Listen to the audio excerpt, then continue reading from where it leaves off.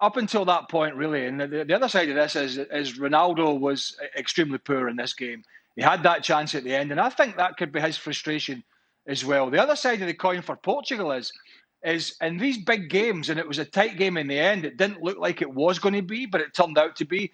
Is somebody's going to have to man up to this guy with free kicks? I mean, seriously, because he had a really great opportunity in the first half from 20 yards out, and Portugal arguably have one of the best free kick takers currently in Bruno Fernandes, right? Okay, he might be a little bit off form in his general play at Man United, but we know from set pieces he's been giving a masterclass in the last 12 months.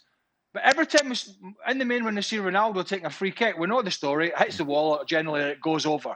And yet, once again, we saw the guy who's the captain saying, it's my ball, nobody else gets involved. And I think, for Portugal's perspective, they and Ronaldo himself have to be bigger than this, because there are going to be games where it's going to be tight, like this one, and it might come down to a set piece, free kick, corner kick, penalty kick, whatever.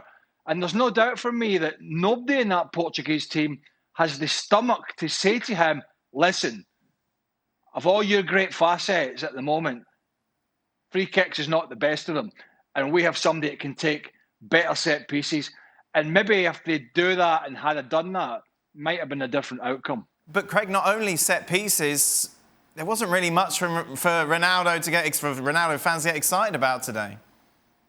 No, and it's pretty much everybody else that gets hauled off. Bernardo Silva, Diego Jota.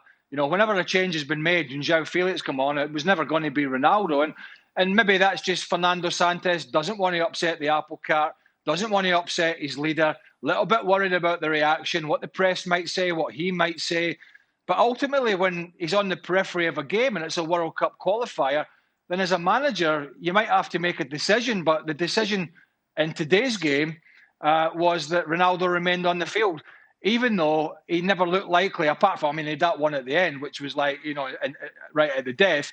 There was one chance it came his way in the second half from a great cross, but he was half a yard offside, the flag went up. But yeah, he was on the periphery. The first half was been directed by Jota's run, by Bernardo Silva, and really he found it difficult, Ronaldo, to get into his stride and get into the game. But we know he's going to play, and we know he's unlikely to be taken off.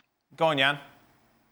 No, I'm just thinking of the point that Stevie made there, and I think it's quite interesting because this is the tournament who likes to brand themselves as the biggest tournament in the world. I mean, I would say that is Champions League, because the best players in the world are in Champions League, and not always the best players are at the World Cup.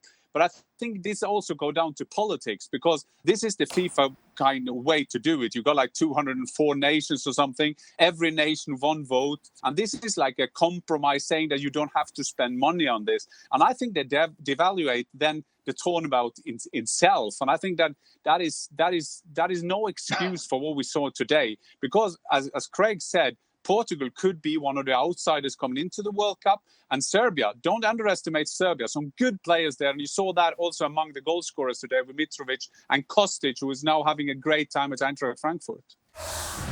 Well, thank you very much for watching ESPN on YouTube. For more sports highlights and analysis, be sure to download the ESPN app. And for live streaming, premium content, and let's not forget as well, ESPN FC 7 days a week. Subscribe to ESPN+.